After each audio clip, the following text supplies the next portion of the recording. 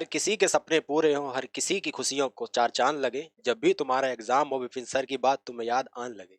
नमस्कार, आदाब, सत श्री अकाल टू ऑल ऑफ यू दोस्तों, मेरा नाम विपिन, आप जुड़ चुके हैं पीसीएस वाला के डिजिटल प्लेटफॉर्म से। अब से पहले मैंने आपको पॉलिटी के रिवीजन की क्लासेस में कुछ बताया था और मैं बात कर रहा था संविधान के पार्ट 3 के बारे में। पिछली क्लास को आप देख सकते हैं, रेफरेंस ले लेना वहां से। तो उसमें मैंने आपको बताया था कि जब हम बात करते हैं फंडामेंटल राइट की तो भाग 3 में आते हैं ये।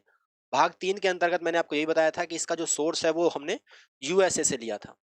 तो फंडामेंटल राइट हमारे संविधान में यूएसए से इंक्लूड किए गए थे। संविधान के भाग 3 में फंडामेंटल राइट का जिक्र है।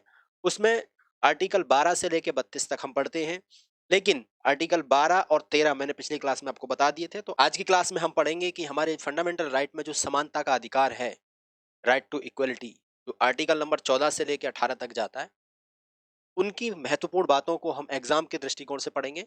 तो चलिए जरा शुरू कर लेते हैं। सबसे पहले मैं आपको कुछ बेसिक बातें बताना चाहूंगा कि जब हम फंडामेंटल राइट को पढ़ते हैं तो कुछ इस तरीके से मैं अपने नोट्स बनाता हूँ। संविधान के जो मूल अधिकार है उनके बारे में बताया गया कि उनकी लिमिटेशंस क्या है और उनको कैसे लागू किया जा सकता है या उनको किस परिस्थिति में हटाया नहीं जा सकता। तो ये सब बातें तो हमने यहाँ साइड में कर दी। फिर जब हम अपने अधिकारों की बात करते हैं तो अधिकार जो आते हैं वो आर्टिकल 14 से शुरू होते हैं और 32 तक जाते हैं। ठीक है, इतनी बात ध्यान रखना। अधिकारों की बात आर्टिकल 14 से शुरू होती है। इनको संविधान में पार्ट वाइज डिवाइड किया गया है हमारे अधिकारों को, और उन अधिकारों को नाम हमने जो दिया है वो पहला जो अधिकार है वो है समता का अधिकार। दूसरा जो अधिकार है वो है स्वतंत्रता का अधिकार। समता को इक्वलिटी भी बोलते हैं और स्वतंत्रता को फ्रीडम भी बोलते हैं। ठीक है, तो समता का अधिकार है उसे हम राइट टू इक्वलिटी कह सकते हैं। ठीक है, स्वतंत्रता का अधिकार जो है वो राइट टू फ्रीडम कह सकते हैं इसे हम, और इसे हम राइट टू इक्वलिटी कह सकते हैं। राइट अगेंस्ट, तो इसे हम कह सकते हैं राइट अगेंस्ट एक्सप्लोटेशन, यानी शोषण के विरुद्ध अधिकार, तो इसे हम एक्सप्लोटेशन का एक्स बना देंगे। फिर धर्म की स्वतंत्रता का अधिकार यानी राइट टू रिलीजन, जिसे हम आर से भी डिनोट कर सकते हैं, राइट टू रिलीजन। फिर नेक्स्ट है आपका संस्कृति एवं शिक्षा का अधिकार, जिसे हम right to culture and educational भी कह सकते हैं, तो कल्चरल का सी ले लेंगे आप यहाँ। और फिर है आपका संवैधानिक उपचारों का अधिकार यानी राइट टू रिमेडी, इसे आप आर से भी डिनोट कर सकते हैं। इस तरीके से आप इन सारे के सारे राइट्स को एक ही क्षण में याद कर सकते हैं। कैसे? हमारी ट्रिक बन गई। आपने देखा कि ये जो राइट हमने लिखे, समता का, स्वतंत्रता का, शोषण के विरुद्ध, धर्म की स्वतंत्रता का, संस्कृति का, संवैधानिक उपचारों का, ये एक ट्रिक बन सकती है। क्या? इसे आप लिखेंगे EFERCR। देखो, राइट टू इक्वलिटी पहला था ई, फिर राइट टू फ्रीडम दूसरा था एफ, राइट अगेंस्ट एक्सप्लोटेशन जो है वो तीसरा है, तो ई यहां से ले लिया। राइट टू रिलीजन, ये आपका आर आ गया। फिर right to cultural and educational, ये आपका सी आ गया। एंड राइट टू रिमेडी, ये आपका हो गया आर। तो इस तरीके से ये शॉर्ट फॉर्म में आप याद कर सकते हैं। एक ट्रिक है क्या? EFERCR। ठीक है, EFERCR। तो आसानी से 6 के 6 राइट आपको याद हो गए होंगे। ध्यान रखने वाली बात है अब कि ये जो 6 राइट हैं इनको अलग अलग पार्ट के हिसाब से डिवाइड किया है। पहला जो पार्ट है वो आर्टिकल 14 से लेके 18 के अंतर्गत आता है, लेकिन इन सारे आर्टिकल्स को पार्ट वाइज डिवाइड करना और फिर उन्हें याद करना थोड़ा हेक्टिक लगता है। इसके लिए भी हमने एक ट्रिक बनाई है, और वो क्या है वो देखेंगे कि पहला आर्टिकल मैंने आपको जैसे बताया कि अधिकार की बात हमारे संविधान में शुरू होती है 14 से। तो इतनी बेसिक बात तो आपको ध्यान रहनी चाहिए कि आर्टिकल 14 से फंडामेंटल राइट की बात शुरू होती है। तो आर्टिकल 14, ये तो आपको बेसिक है, याद रखना है, लेकिन इस 14 का 4, इसी में आप 4 ऐड कर दो तो आप देखोगे कि 18 हो जाता है। तो पहला आर्टिकल 14 से लेके 18 तक जाता है समानता का। तो पहला जो पार्ट है, इक्वलिटी वाला जो पार्ट है, वो 14 से लेके 18 के अंतर्गत आता है। फिर आपको पता है कि जब 14 से 18 ये हमने कंप्लीट कर लिया पहला पार्ट, तो 18 के बाद तो 19 आता है। इसलिए आप देखेंगे 19 से शुरू होता है आपका राइट टू फ्रीडम। और आपको कैसे पता चलेगा कि राइट टू फ्रीडम ही आएगा 19 में? मैंने आपको कोड दिया है नीचे। ठीक है, EFERCR। तो एफ वाला आएगा आपका 19 से। अब 22 जाएगा, 24 जाएगा, हमें तो याद नहीं है, पता भी नहीं है, कैसे पता करें? ध्यान रखो कि जैसे 14 में 4 जोड़ा था, वैसे ही 18 में भी कितने जोड़ दो? 4 जोड़ दो। तो कितने बन जाएंगे? 22। 18 में 4 जोड़ दोगे तो कितने बन जाएंगे? 22। आपने देखा कि हमारा जो स्वतंत्रता का जो अधिकार है वो 19 से 22 गया और हमें याद भी हो गया। कैसे? कि पहला जो राइट था वो 14 से 18 था, 18 में हमने 4 और ऐड कर दिया तो वो 22 आ जाता है, और हमें पता है 19 से शुरू होता है स्वतंत्रता का अधिकार। ठीक है, इजी है। अगला है राइट अगेंस्ट एक्सप्लॉयटेशन। तो आपको पता है कि एक्सप्लॉयटेशन का एक्स, ये वाला जो एक्स है वो कितने नंबर पे आता है? आपको पता होगा कि 24 नंबर पे आता है। आपको इतनी बात भी पता होगी कि 22 के बाद यानी 19 से 22 तक जब राइट टू फ्रीडम है तो अगला राइट अगेंस्ट एक्सप्लॉयटेशन ही आएगा। कोड के हिसाब से ये आने वाला है। तो एक्सप्लॉयटेशन का जो एक्स है वो 24 नंबर पे आता है। तो इसका मतलब क्या हुआ कि 23 और 24 किसके अंतर्गत आएंगे? राइट अगेंस्ट एक्सप्लॉयटेशन के अंतर्गत। इजी है। अगला जो राइट है वो है आपका राइट टू रिलीजन। अब देखो राइट टू रिलीजन को भी याद करना बहुत आसान है। आपको पता है 24 तक हम कंप्लीट कर चुके हैं। एक्सप्लॉयटेशन वाला 24 पे खत्म होता है। तो अगला वाला जो शुरू होगा वो 24 से आगे शुरू होगा, मतलब 25 से। बिल्कुल सही। तो जो 25 से शुरू होगा वो खत्म कहां होना चाहिए? तो 24 में ही 4 ऐड कर दो। कितने? 4 ऐड। तो आप देखोगे 24 और 4 28, यानी 25 से 28 तक, 25 से 28 तक हमारा जो अधिकार है राइट टू रिलीजन, या 25 से 28 तक जो हमारा जो अधिकार है वो है धर्म की स्वतंत्रता का अधिकार। ठीक है, right to freedom of religion. तो इस तरीके से आपने ये भी याद कर लिया। अब अगले वाला कैसे याद करेंगे? देखो 28 आपको पता है, 28 आपको पता है धर्म की स्वतंत्रता की बात है। तो उससे अगली आर सी आएगा। सी मतलब कल्चरल, यानी संस्कृति और शिक्षा का अधिकार। ठीक है। अब आप देखो कि जब हमने धर्म की स्वतंत्रता का अधिकार कितने पे लिया है? 28 पे लिया है। तो 28 से आगे वाला ही तो होगा कल्चरल के लिए। तो 29 से शुरू होता है। और 29 और 30 सिर्फ दो ही इसमें आर्टिकल बचेंगे, क्योंकि 32 में तो राइट टू रिमेडी आ जाएगा। तो ये आपका सीधा सीधा हो जाएगा 29 और 30। और लास्ट वाला सबको ही याद हो जाता है, वो तो 32 है। ठीक है, राइट टू रिमेडी। तो आसानी से आप इन्हें याद कर सकते हैं। यहाँ फंसने वाला जो मुद्दा है वो या तो आपको राइट टू रिलीजन पे फंसाता है या राइट अगेंस्ट एक्सप्लॉयटेशन पे फंसाता है। ठीक है, इनसे आप पार निकल जाएंगे तो ये पूरे के पूरे पार्ट आपको याद हो जाएंगे आसानी से। ठीक, अब हम आगे चलते हैं। ये बेसिक बातें आपने याद कर ली होंगी। इतनी बातें आपको समझ में आ गई हो तो हम अगले पॉइंट पे चले। इन सभी पॉइंट्स को आप नोट डाउन जरूर कर लें, क्योंकि जैसे जैसे ये नोट्स बनाए गए हैं वैसे वैसे आप अपने नोट्स बनाएंगे और उन्हें एग्जाम के टाइम रिवाइज करेंगे तो बहुत हेल्पफुल रहेंगे आपके लिए। चलते हैं अब अगले पॉइंट की तरफ। अब हम पढ़ते हैं आर्टिकल 14 के बारे में। जैसा कि मैंने कहा कि हमारे जो आर्टिकल यानी हमारे जो संविधान में जो मूल अधिकार शुरू हो रहे हैं वो आर्टिकल 14 से ही शुरू हो रहे हैं। क्योंकि 12 और 13 में, तो 12 में रहेगी आपकी राज्य की डेफिनेशन और 13 में रहेगी कि वो विधियां जो मूल अधिकारों से असंगत हैं या जो इनका वायलेशन करती हैं वो उस सीमा तक जीरो हो जाएंगी जिस सीमा तक इनका वायलेशन करती हैं। तो अधिकार तो उसे हम मिला नहीं, वो तो प्रोटेक्शन दे रहा है हमारे अधिकारों को। तो यहाँ अधिकार जो शुरू होते हैं वो शुरू होते हैं आर्टिकल 14 से। आर्टिकल 14 क्या कहता है? वो कहता है कि विधि के समक्ष समता, विधि के समक्ष समता, समता को हम इक्वलिटी भी बोलते हैं। ठीक है, इक्वलिटी बिफोर लॉ, इसे ईबीएल के नाम से भी जानते हैं, इक्वलिटी बिफोर लॉ। और विधि का समान संरक्षण, इसे हम ईपीएल के नाम से भी जानते हैं, equality protection law, equality protection law. ठीक है, तो विधि के समक्ष समता और विधि का समान संरक्षण, ये दोनों बात बहुत इंपॉर्टेंट है, एग्जामिनर आपसे पूछता है। ठीक है, तो आर्टिकल 14 क्या कहता है? विधि के समक्ष समता और विधि का समान संरक्षण का अधिकार होगा, लेकिन किस किस को होगा? ये दरअसल ये जो अधिकार है ये राज्य के लिए दिया गया है। राज्य मतलब हमारा जो स्टेट है, यदि राज्य के लेवल पे है तो कोई भी राज्य हो सकता है, और सेंटर के लेवल पे तो हमारी भारत सरकार। ठीक है, ये दरअसल विधि के समक्ष समता का जो कंसेप्ट है वो हमने ब्रिटेन से लिया है या यूके से लिया है। ठीक है, ब्रिटेन को यूके भी बोलते हैं। और विधि का समान संरक्षण का जो कंसेप्ट है वो हमने यूएसए से लिया है। ठीक है, वो हमने कहां से लिया है? यूएसए से। पहला जो अधिकार है कौन सा? ईबीएल, ये राज्य पर नकारात्मक छाप छोड़ता है या नकारात्मक प्रतिबंध लगाता है। इसका मतलब क्या हुआ?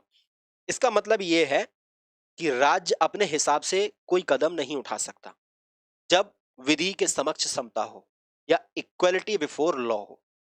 यहां क्या होता है? यहां तीन बातें ध्यान रखनी होंगी। दरअसल ये जो विचार है विधि के समक्ष समता का, ये एवी डायसी ने दिया था। हालांकि इसको मैंने आगे भी लिखा है, एवी डायसी, ब्रिटिश विधि विशेषज्ञ हैं ये एवी डायसी।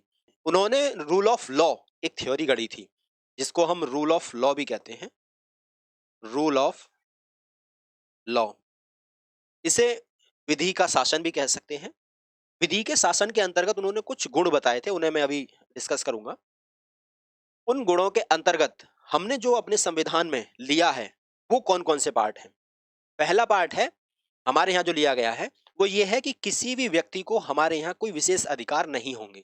जब बात आती है इक्वलिटी बिफोर लॉ की, यानी कानून के सामने सभी बराबर हैं, किसी के लिए कोई विशेष अधिकार नहीं है, कोई वीआईपी कल्चर या वो कल्चर, ऐसा कुछ नहीं रहेगा, कानून के लिए सब लोग बराबर हैं, ठीक। इसीलिए आपने देखा होगा कि हाल में एक वेब सीरीज जो आई थी बिहार कांड के ऊपर, जिसमें जो अभी के आईपीएस अमित लोढ़ा, उनकी बायोग्राफी के आधार पे वो लिख बनाई गई थी वेब सीरीज। तो उसमें देखा कि मुख्यमंत्री की कोई वीआईपी गाड़ी लिए आ रहा है और वो उसको कहते हैं कि बाहर निकल के पूरी तलाशी ले, यहाँ कोई वीआईपी कल्चर नहीं है। तो इसका मतलब ये है कि आप विधि के समक्ष समान है, भले आप मुख्यमंत्री क्यों ना हो, लेकिन विधि के समक्ष सभी समान होंगे। हालांकि इसके कुछ अपवाद होते हैं, वो मैं अभी आपको बताऊंगा कि इसके एक्सेप्शंस केस क्या क्या है।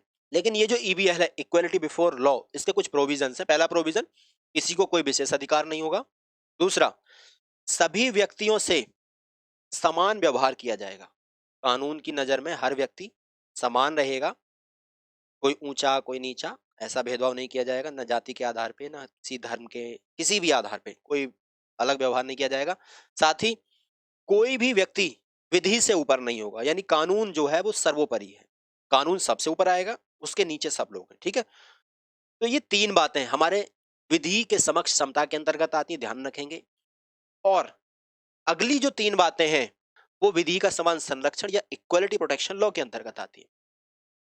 हालांकि ये जो उपबंध है या ये जो प्रोविजंस हैं ये सकारात्मक है। सकारात्मक का मतलब ये है कि यहाँ स्टेट अपने हिसाब से कुछ कानून बना सकता है, यहाँ नहीं बना सकता ईबीएल में, लेकिन ईपीएल में बना सकता है। कैसे? कि यहाँ जैसे जैसे अधिकार दिए जाएंगे वैसे वैसे दायित्व भी दिए जाएंगे, दायित्व के रेशियो में ही अधिकार होंगे।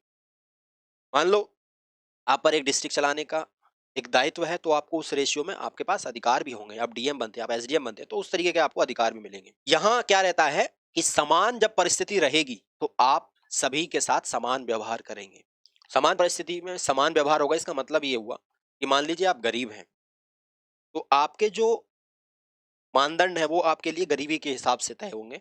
जैसे सरकार ने यहाँ आरक्षण की व्यवस्था कर रखी है, तो सरकार ऐसे काम या ऐसे कदम उनकी परिस्थिति के आधार पर उठाती है। तो समान परिस्थिति में समान व्यवहार होगा। जैसे मान लीजिए आरक्षण वाले जो लोग हैं एक साइड आ गए, या मान लो एससी या ईडब्ल्यूएस या ओबीसी वाले जो लोग हैं उनके साथ समान व्यवहार किया जाएगा, जनरल वालों के साथ अलग व्यवहार किया जाएगा। तो समान परिस्थिति में समान व्यवहार किया जाएगा, ठीक है, इतना ध्यान रखेंगे यहाँ। अगला है समान विधि में सभी के समान नियम होंगे। इसका मतलब ये है कि जब हम कोई कानून बनाते हैं तो उसमें जब कानून बनाया जाता है उसी समय देख लिया जाता है कि ये कानून किन लोगों पे लागू होगा। अब जिन जिन लोगों पे वो लागू होना है वो लोग सभी उस विधि के अंतर्गत समान रहेंगे, ठीक है। अगला पॉइंट है इसी में, वो है बिना भेदभाव के समानों के साथ समान व्यवहार किया जाए।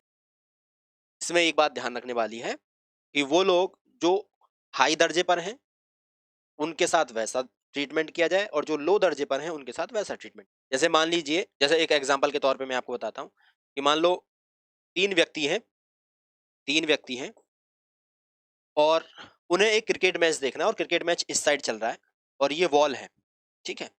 वॉल मतलब दीवार, यहाँ कोई क्रिकेट मैच चल रहा है और ये तीन व्यक्ति यहाँ खड़े हैं। इसकी एक की हाइट है 5 फीट, एक की है 4 फीट, एक की है 3 फीट, ठीक है, 3 फीट।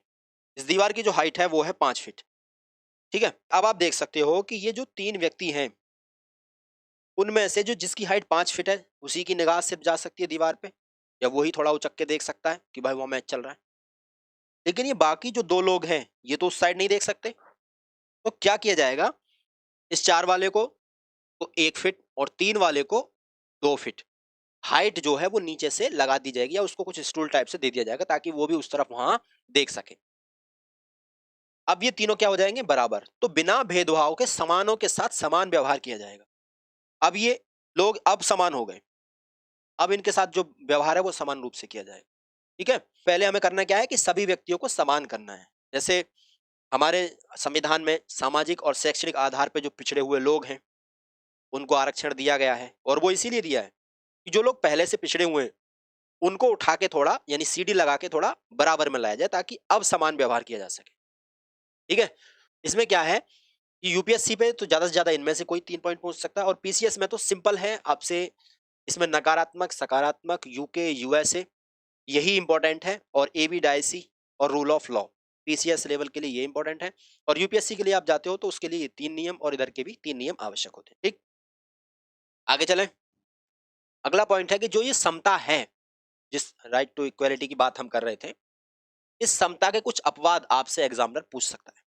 हालांकि इसे लक्ष्मीकांत पढ़ोगे तो वो काफी लंबे लंबे हैं और उनमें आप घालमेल कर जाओगे, लेकिन आप बस इतना याद रखो कि संविधान का आर्टिकल 361, 361, हालांकि इन पर डिटेल में चर्चा होगी, लेकिन बस इतना याद रखो कि इस राइट टू इक्वलिटी के जो एक्सेप्शंस हैं या जो अपवाद हैं, यानी जो कानून के सामने बराबर नहीं है, जिन्हें संविधान में छूट दी गई है, वो लोग कौन कौन है? उसमें सबसे पहले आते हैं राज्यपाल और राष्ट्रपति। आर्टिकल 361 ये कहता है कि जब राज्यपाल या राष्ट्रपति अपने पद पर हों तो उन्हें किसी भी न्यायालय में ना तो पेश किया जाएगा, ना उनके द्वारा किए गए किसी काम के लिए या उनके द्वारा लिए गए किसी निर्णय के लिए न्यायालय में जाके उन्हें दोषी ठहराया जाएगा। जब तक वो अपने पद पर हैं, किसी भी न्यायालय में उनके विरुद्ध कोई मुकदमा किसी भी न्यायालय में नहीं चले। ये बात ध्यान रखिए। ये स्वतंत्रता किसको मिली है? राज्यपाल और राष्ट्रपति। तो ये अपवाद है। आपसे क्वेश्चन सिर्फ इतना पूछेगा कि समता के कौन कौन से अपवाद हमारे संविधान में दिए गए हैं। तो संविधान के आर्टिकल 361 के बारे में जो हम बात करते हैं, तो वो क्या कहता है? वो ये कहता है कि सदन की यदि सत्य कार्यवाही चल रही है और उसका कोई प्रकाशन या मीडिया के द्वारा कोई व्यक्ति सदन की कार्यवाही का सत्य रूप से प्रकाशन कर दे, तो उसके खिलाफ इस आधार पे कोई मुकदमा नहीं चलाया जाएगा कि उसने सदन की कार्रवाई बाहर कैसे पहुंचा दी। सदन की कार्रवाई को, सदन मतलब चाहे हमारा संसद हो और चाहे विधानमंडल हो। संसद मतलब लोकसभा और राज्यसभा, विधानमंडल में विधानसभा और विधान परिषद दोनों आते हैं। तो ऐसे किसी व्यक्ति को इस आधार पे नहीं पकड़ा जाएगा कि भाई तूने तो सदन की कार्रवाई को बाहर कैसे प्रकाशित कर दिया। आर्टिकल 105 ये कहता है कि कोई भी सांसद, सांसद मतलब जो संसद का सदस्य है, या संसदीय समिति का कोई सदस्य बात बोल दे संसद में, एक दूसरे को पप्पू सप्पू बोलते रहते हैं, तो ऐसी बात पे किसी भी न्यायालय में उसे पेश नहीं किया जाए कि भाई तूने तो मुझे पप्पू कैसे बोल दिया सदन में, मैं तो तेरे ऊपर मानहानि का केस करूंगा। नहीं किया जा सकता। ठीक है। तो सांसद या संसदीय समिति का कोई सदस्य समिति में रहते हुए या सदन में कोई बात बोलता है तो उसके ऊपर कोई कार्यवाही नहीं चलाई जाएगी किसी भी न्यायालय में। अगला आर्टिकल 194 ये कहता है कि कोई विधायक हो या कोई विधानमंडलीय समिति कोई बनी हुई हो, उसमें ऐसी कोई बात वो बोल दे तो उस पर भी कोई कार्रवाई नहीं चलाई जाएगी। आगे जो आर्टिकल है वो बहुत ज्यादा इंपॉर्टेंट है, इसे ध्यान रखेंगे। आर्टिकल 31 का ग या 31 का सी भी बोलते हैं इसे, 31 का सी, वो ये कहता है कि जब आर्टिकल 39 बी और 39 सी को लागू किया जाए। आर्टिकल 39 बी और 39 सी को हम कॉमन रूप में समझ लेते हैं कि दोनों इस बारे में बात करते हैं कि हमारे जो रिसोर्सेज हैं वो सबको समान रूप से बांटे जाने चाहिए और ऑनरशिप जो है वो सबको उनकी योग्यता के आधार पर मिलनी चाहिए। इतनी सी बात ध्यान रखनी है। हालांकि जब हम डायरेक्ट प्रिंसिपल ऑफ स्टेट पढ़ेंगे, डीपीएसपी पढ़ेंगे जब हम, तो उसमें आर्टिकल 39 बी और 39 सी भी आएगा, अगला ही पार्ट है, तो वहां हम डिटेल से इन्हें समझेंगे। ध्यान रखेंगे 31 का सी जो है वो ये कहता है कि यदि 39 बी या 39 सी को लागू करना है तो आर्टिकल जो 14 है उसे आप ये समझ लीजिए एक्सेप्शन में डाल सकते हैं। यानी जब 39 बी और सी को लागू करना है तो आर्टिकल 14 को इग्नोर किया जा सकता है, या दूसरे रूप में कहें कि जब आर्टिकल 31 सी आता है तो आर्टिकल 14 अपने आप गायब हो जाता है। और ना केवल 14 बल्कि 19 भी, आर्टिकल 19 को भी साइड में रखा जा सकता है। ठीक है। तो आप इस आधार पे न्यायालय के सामने नहीं कहेंगे कि भाई हमारा तो आर्टिकल 19 इन्होंने वायलेट कर दिया इनके लिए कानून बनाने के चक्कर में। नहीं, यदि आर्टिकल 39 बी और 39 सी को लागू करना है तो राज्य ऐसा कोई भी कानून बना सकता है जो 19 और 14 दोनों का वायलेशन करता हो। ठीक है, ध्यान रखेंगे। अगला पॉइंट है वो है कि विदेशी शासक और राजदूत और कूटनीतिक जो व्यक्ति हैं उनको भी स्वतंत्रता प्राप्त है, उन पर भी इक्वलिटी बिफोर लॉ वाला जो कानून है वो लागू नहीं होता, उनके लिए भी समान रूप से कानून लागू नहीं होते। इसके साथ साथ संयुक्त राष्ट्र संघ और उसकी एजेंसियां, उन्हें भी हमारे यहाँ जो कानून है, कानून के समक्ष क्षमता से हमारे यहाँ आर्टिकल 14 से उन्हें एक्सेप्शन में रखा गया है। तो ध्यान रखेंगे कि आर्टिकल 14 के एक्सेप्शन में कौन कौन है। यूएन की ऐसे एजेंसीज हो गई, विदेशी शासक, कोई राजदूत हो, एम्बेसडर, या कोई कूटनीतिक व्यक्ति हो, या आर्टिकल 31 के अंतर्गत कोई प्रोविजन यदि बनाया जा रहा है जो 39 बी और 39 सी को लेकर आया है, या आर्टिकल 194 के अंतर्गत कोई कानून हो, 105 के अंतर्गत हो, 361 ए के अंतर्गत हो, या 361 के अंतर्गत हो, इन कानूनों के आधार पे यानी इन कानूनों के अंतर्गत इन इन व्यक्तियों को कानून के समक्ष समता यानी इक्वलिटी बिफोर लॉ से एक्सेप्शन में रखा जाएगा। बात क्लियर? ध्यान रखेंगे, क्वेश्चन पूछ सकता है। आगे चले, आर्टिकल 15 क्या कहता है? आर्टिकल 15 ये कहता है धर्म, मूलवंश, जाति, लिंग या जन्म स्थान,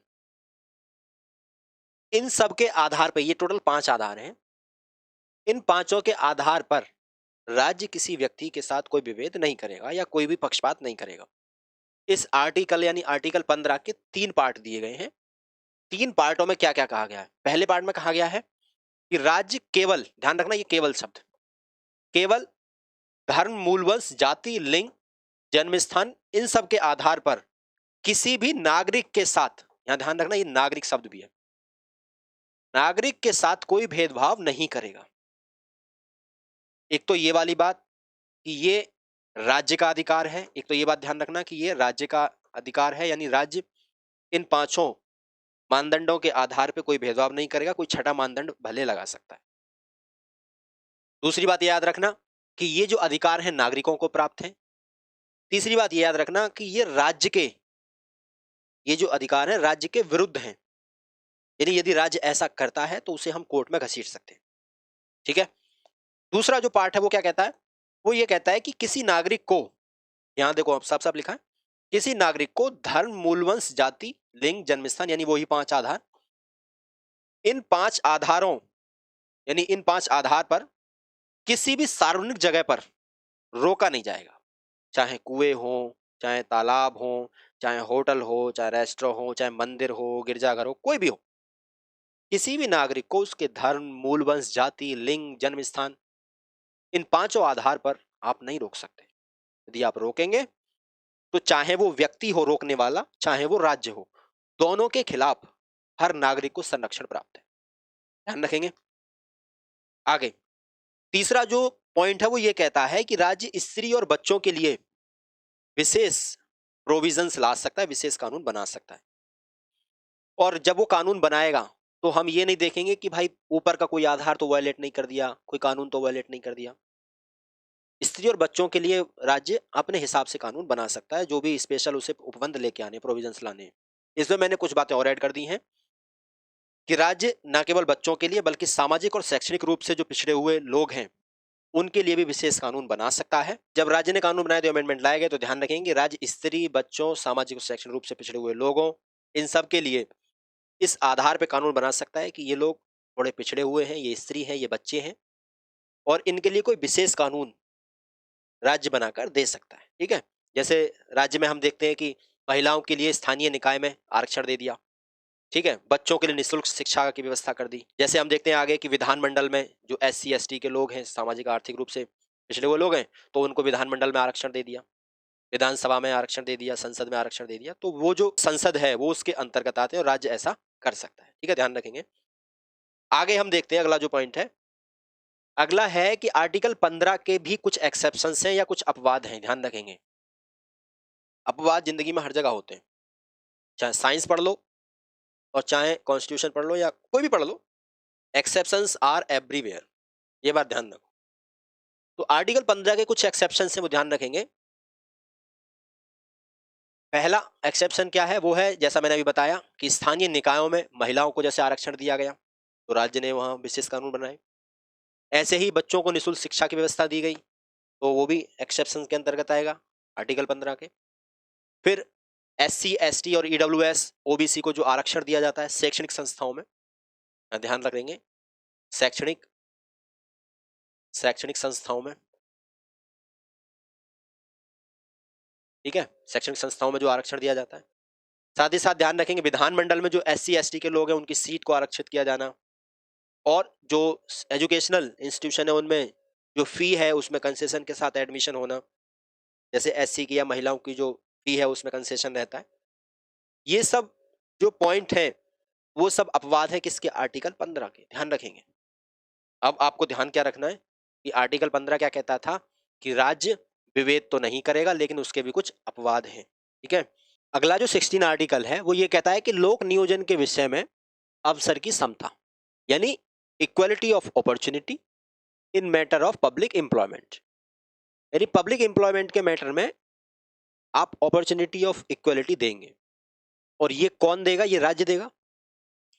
तो ऐसे सभी रोजगार या राज्य के कार्यालय, ऐसे सभी रोजगार या राज्य के कार्यालय जो राज्य के अंतर्गत आएंगे, उन सभी में हर व्यक्ति को, हर व्यक्ति को इन 5 आधारों पे, 5 आधार कौन कौन से? धर्म, मूल वंश, वो अभी मैंने जो आपको बताए थे, मूल वंश, जाति, जाति, लिंग, लिंग मतलब कोई भी उसके जेंडर के आधार पे, मेल फीमेल, लिंग, जन्म स्थान, इन 5 आधारों पे आप कोई भी भेद नहीं करेंगे किसी व्यक्ति के साथ।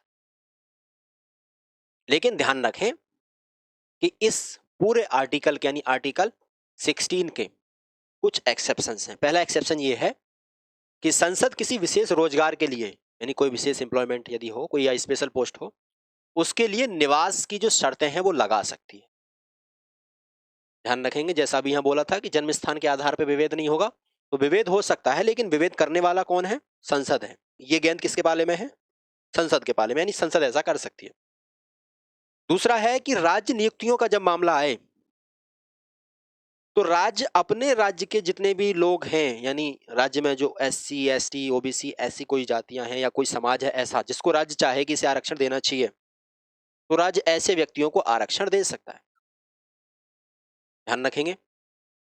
फिर तीसरी बात ये कहती है कि जो EWS के जो लोग हैं, EWS इकोनॉमिकली वीकर सेक्शंस, उन लोगों को जो आरक्षण है वो भी इसी एक्सेप्शन के अंतर्गत दिया जाता है। और वो कितना आरक्षण दिया जाता है? 10% का। ये जब संविधान का 103वां कॉन्स्टिट्यूशनल अमेंडमेंट आया था वो लागू कर दिया गया था। इसमें ध्यान रखेंगे जो EWS का आरक्षण है उसमें जो सेना का जो मामला है वो शामिल नहीं है, यानी सेना के लेवल पे यदि कोई पद निकलते हैं और वहां भी हम आरक्षण की डिमांड करें तो ये सेना का मैटर है, वो दे या ना दे। ये सारा का सारा EWS का जो मैटर है वो असैन्य पदों पर है, यानी सिविल पदों पर है। ठीक है, ध्यान रखेंगे। तो एक्सेप्शंस में ध्यान रखेंगे कि संसद कोई विशेष शर्त लगा सकती है कि भाई इस रोजगार में यहाँ के निवास की होने की जरूरत है। दूसरा ये है कि राज्य भी कह सकता है कि भाई मैं आरक्षण इन लोगों को दूंगा, इन लोगों को नहीं दूंगा। तीसरा, EWS का जो आरक्षण है वो भी दिया जा सकता है और ये जो सारे के सारे जो आधार है इनको दरकिनार किया जा सकता है। अगला जो पॉइंट है वो है कि फिर आरक्षण मिलता कैसे? जैसे OBC को आरक्षण मिला, OBC को जो आरक्षण मिला था वो आर्टिकल 16 की वजह से मिला और मंडल केस यहां फेमस रहा। और आर्टिकल 16 वाला जो आरक्षण है वो लोक नियोजन में लागू होता है, यानी नौकरी में लागू होता है। ध्यान रखेंगे, इससे पहला जो आरक्षण था वो नौकरी में नहीं, वो शैक्षणिक संस्थाओं में कहीं एंट्री लेनी हो, कहीं कुएं तालाब इन सब में जाना हो, वो वहां पर लागू होता है। लेकिन यहाँ का जो आरक्षण है वो नौकरियों के अंतर्गत आता है, ध्यान रखने वाली बात है, यानी एम्प्लॉयमेंट पे आता है। तो OBC को जो आरक्षण मिला उस पर एक बड़ी प्रक्रिया थी। क्या प्रक्रिया थी? कि सबसे पहले 1979 में एक आयोग बनाया जाता है जिसका नाम था मंडल आयोग। क्या नाम था? मंडल आयोग। 1979 में मंडल आयोग का गठन किया गया जब OBC के आरक्षण की बात चल रही थी। तो इस आयोग ने अपनी रिपोर्ट जब सौंपी तो उसमें इन्होंने कहा कि जो आरक्षण है वो शैक्षणिक और सामाजिक आधार पर दिया जाए, जातिगत आधार पर नहीं, शैक्षणिक और सामाजिक आधार पर। यदि कोई एजुकेशनली या सोशली रूप से बैकवर्ड है तो उसको आरक्षण दे दो। और वहां 27% आरक्षण की रिकमेंडेशन उन्होंने की। हालांकि इनकी बातों को माना गया और 1992 में जब सरकार गठित हुई तो 27% का आरक्षण दे दिया। उस समय इन्होंने 10% और EWS कोटा निर्धारित किया था जो बाद में सुप्रीम कोर्ट ने अपने एक निर्णय में कैंसिल कर दिया था। तो इस तरीके से 27% का जो आरक्षण था वो चला आ रहा था। 27% के आरक्षण में यही मंडल केस में फिर एक बात और सुप्रीम कोर्ट ने जोड़ी और वो ये जोड़ी कि इसमें क्रीमी लेयर को ध्यान में रखना होगा। क्रीमी लेयर वो लोग होते हैं जो ग्रुप A या ग्रुप B की सर्विस में है, या कोई पेशेवर है जैसे वकील है, कोई डॉक्टर है, CA है, या कोई प्रोफेशनल बड़ा अच्छे लेवल पे है जो अपनी जो जीवनचर्या है वो अच्छे से जी सकते हैं और उन्हें आरक्षण की जरूरत नहीं है। आरक्षण दरअसल उन लोगों के लिए होता है जो वीकर सेक्शन है। तो जो लोग वीकर सेक्शन से नहीं आते हैं उन लोगों को ऐसा आरक्षण ना दिया जाए, तो ऐसे लोगों को क्रीमी लेयर बोलते हैं। तो ऐसे क्रीमी लेयर वाले लोगों को छांटने के लिए एक समिति भी बनाई गई जिस समिति का नाम था रामानंदन समिति। क्या नाम था इसका? रामानंदन समिति।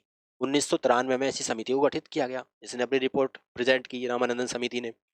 फिर बताया कि भाई ऐसा करो कि कुछ जो क्रीमी लेयर वाले हैं इन लोगों को ऐसे बाहर करो। साथ ही साथ इस समिति ने कहा कि एक ओबीसी कमीशन बनाया जाए। तो 1993 में ही एक ओबीसी कमीशन बना दिया गया और फिर 102वां कॉन्स्टिट्यूशनल अमेंडमेंट लाके इस ओबीसी कमीशन को संविधान का भी दर्जा दे दिया गया। ध्यान रखेंगे। और 102वें कॉन्स्टिट्यूशन अमेंडमेंट के द्वारा आर्टिकल 338 जो था उसी में एक पार्ट और जोड़ दिया गया, आर्टिकल 338 का बी। क्या जोड़ दिया गया? आर्टिकल 338 का बी। अब आप ये भी सोच रहे हो कि आर्टिकल 338 क्या था? आर्टिकल 338 जो था वो अनुसूचित जाति के लिए आयोग था। पहले एक ही आयोग बनता था, फिर आर्टिकल 338 ए आया जिसमें अनुसूचित जनजाति के लिए आयोग बना, फिर आर्टिकल 338 बी आया जिसमें अनुसूचित जनजाति के अलग जो अन्य पिछड़ा वर्ग है उसके लिए भी एक संवैधानिक आयोग बनाया गया। तो आर्टिकल 338 बी जोड़ा गया। ठीक है, 338 बी। इतना याद रखेंगे।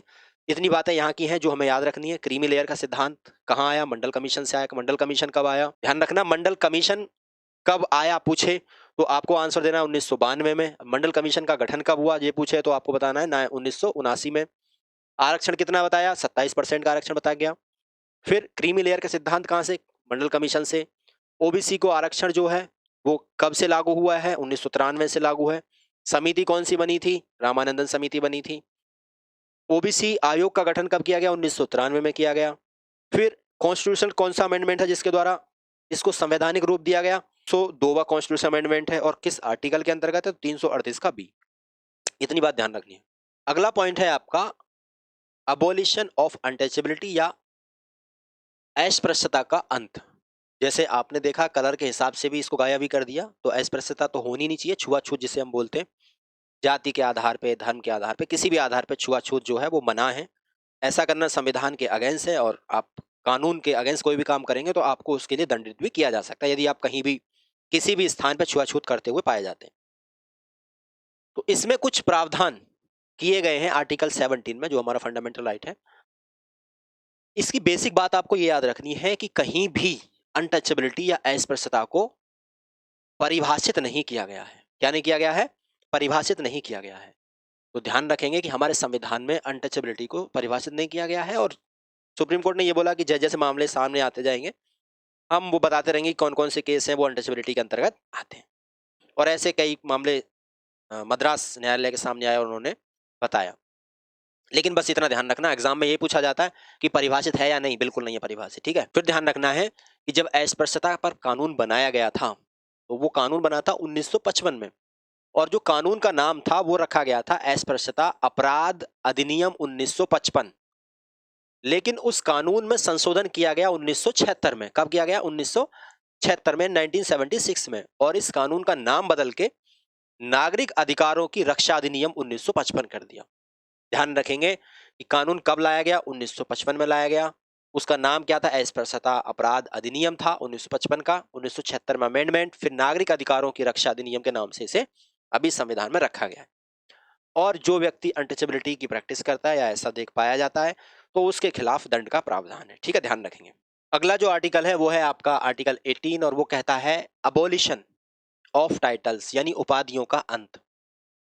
ध्यान रखेंगे कि जो टाइटल्स या उपाधियां हैं वो हमारे संविधान में उसी दिन से खत्म कर दी गई जिस दिन से संविधान लागू हुआ। उसमें यह कहा गया कि केवल सेना या विद्या यानी जो आप पढ़ाई लिखाई जो करते हैं, सेना या विद्या से संबंधित उपाधि तो आप ले सकते हैं। जैसे आपको मास्टर्स की उपाधि मिलती है, पीएचडी की उपाधि मिलती है, या सेना में कोई मार्शल है, कोई कमांडर है, ये ऐसे उपाधियां रहती हैं। परमवीर चक्र, ये ऐसी उपाधियां रहती हैं। तो कोई सेना या विद्या संबंधित जो उपाधि है वो तो आप ले सकते हो। इसके अलावा कोई भी उपाधि भारत में ली नहीं जाएगी। ठीक है। दूसरी बात कि किसी भी अन्य देश से कोई भी उपाधि आप ग्रहण नहीं करेंगे। और यदि आपको उपाधि ग्रहण करनी है या कोई देश आपको बुला रहा है, कोई उपाधि दे रहा है, तो उसके लिए पहले आप राष्ट्रपति से सलाह लेंगे। यदि राष्ट्रपति ऐसी आज्ञा देते हैं तो आप ऐसी उपाधि आपको दी जा सकती है। ठीक है। उसका भी आप प्रीफिक्स या सफिक्स अपने नाम में नहीं लगाएंगे। फिर विदेशी अगर मान लो भारत में आ रहा है और भारत के अंतर्गत कोई सेवा कर रहा है मान लो, तो ऐसा कोई विदेशी भी अपने यहाँ जिस देश से वो आया है अपने यहाँ से कोई उपाधि नहीं लेगा जब तक राष्ट्रपति की सहमति नहीं होगी। मान लो कोई फॉरेनर अपने इंडियन गवर्नमेंट के अंतर्गत काम करने लग गया, मान लो कोई अंग्रेजी लड़की इंडिया में आके टीचर बन गई और अब यूएस वाले उसे कोई उपाधि देना चाहते हो, तो उसे पहले पूछना पड़ेगा भारत के राष्ट्रपति से, क्या मैं वो उपाधि ले लूं? तो राष्ट्रपति कहेंगे तो ले लो, नहीं तो फिर हटो। अगला पॉइंट है वो है कि कोई भी ऐसा नागरिक जो किसी लाभ के पद पर हो या सरकार के विश्वास वाले पद पर हो, तो वो भी किसी विदेशी सम्मान को, कोई विदेश से कोई सम्मान भी मिल रहा है, तो उसके लिए भी वो पहले राष्ट्रपति से पूछेगा, तभी ऐसा कोई सम्मान वो ग्रहण करेगा। ध्यान रखना। अगली बात है जो एग्जामिनर पूछता है वो ये है कि जो उपाधियां हैं वो, जो सुप्रीम कोर्ट का डिसीजन आया था उसमें 1996 में एक डिसीजन आया, उसमें उन्होंने कहा कि जो पद्म पुरस्कार हैं, यानी पद्म श्री, पद्म भूषण, पद्म विभूषण, ये जो पुरस्कार हैं वो वैध हैं, वो आप ले सकते हैं, लेकिन अपने नाम के आगे ऐसा ना लगाएं, ऐसा लगाना कानून के अगेंस्ट होता है, यानी सफिक्स में या प्रीफिक्स में ऐसा यूज नहीं करना है। साथ ही आपको ध्यान रखना है कि भारत में ऐसे जो उपाधियां हैं जैसे भारत रत्न है, पद्म विभूषण है, पद्म श्री है, इन सब ऐसे जो पुरस्कार हैं, भारत से जो पुरस्कार दिए जाते हैं, इन्हें हम राष्ट्रीय पुरस्कार के नाम से भी जानते हैं। तो भारत में राष्ट्रीय पुरस्कार 1954 से ही दिए जाते हैं, तो 1954 में ये प्रारंभ हुए थे, लेकिन 1977 में जब मोरारजी देसाई की सरकार आई तो इन्हें बंद कर दिया गया, लेकिन फिर जब इंदिरा गांधी की सरकार आई थी 1980 में, तो इन्हें फिर से चालू कर दिया गया। ध्यान रखेंगे कब बंद हुए, कब चालू हुए, कब से शुरू हुए, इतना ध्यान रखना है। और उपाधियों का जो अंत है वो भारत में होने के साथ साथ हमारे इस लेक्चर का भी यहाँ समापन होता है, लेकिन आने वाले जो लेक्चर हैं वो ऐसे ही जारी रखेंगे। आज हमने इस क्लास में पढ़ा कि किस तरीके से आर्टिकल 14 से लेके और आर्टिकल 18 के बीच के जो प्रोविजंस हैं उन्हें हम पढ़ सकते हैं, रिवाइज कर सकते हैं। आने वाली क्लासेस में हम ऐसे ही सेक्शन वाइज हम रिवीजन करते रहेंगे और इन चीज़ों को पढ़ते रहेंगे। ये आपके एग्जाम के लिए बहुत महत्वपूर्ण है। इनके नोट्स बनाइए और उन्हें प्रॉपर रिवीजन में लेके आइए। फिर हम मिलेंगे आपसे अगली क्लास में, तब तक के लिए आप अपना ध्यान रखिए। मिलते हैं आपसे अगली क्लास में। लाइक शेयर सब्सक्राइब करना बिल्कुल ना भूलें। जय हिंद।